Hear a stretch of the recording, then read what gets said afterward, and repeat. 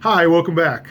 So we're talking today about complications, stuff that comes up that maybe you didn't expect or anticipate that's going to cause potential problems. And so let's talk about the way things used to be and the way the things are now.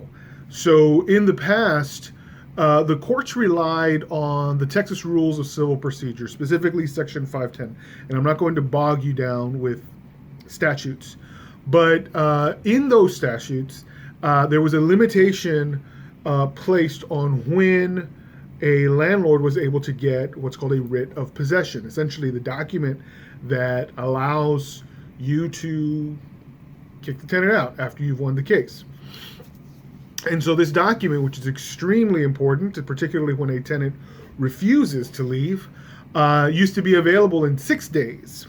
Now, that's still true in the justice court, and it used to be true in the county court until the law changed. And so a recent ruling by the Supreme Court changed the way that the courts are dealing with that writ of possession.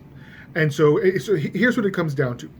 Essentially, on appeal, a tenant can actually appeal one more time, which nobody likes hearing, and everybody's always shocked. People faint in the middle of a consultation when they hear they can appeal again, and they can't believe it. Well, yeah, I mean, you can appeal all the way up to the Texas Supreme Court on one of these. It's very rare. It almost never happens. Even these appeals, these second appeals, are extremely rare, but they do from time to time happen. And so if somebody is going to appeal, generally they're required to pay what's called a supersedious bond. I talk about that in another video. But if they do pay that bond, then they might get to stay. And the minimum amount of time that I've seen these go is, 10 months. And so the minimum amount that the court requires is a supersedious bond for 10 months worth of rent. Again, these are general terms. They're not always the same. And so what we want to discuss here is the courts, because the supersedious bond rule was always 10 days, have changed the writ of possession rule. And so generally speaking, you are entitled to a writ of possession in 6 days, but because you have 10 days to pay that bond, the courts just got efficient and put those two things together. So it's not codified in the statute yet. It's probably coming. In the meantime, because courts are ruling this way, it's important to know that if you go to judgment on an appeal, the tenant's going to get an additional 10 days minimum on the premises. You may have won your judgment, but you still got to wait 10 days. And then on day 11, you can get your writ of possession.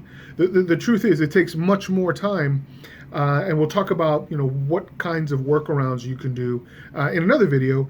But right now, the important thing to know is in justice court you get 6 days, but in county court you get 10. And so those days add up, and so they can be extremely significant, and it's important to consider them whenever you're discussing a potential settlement.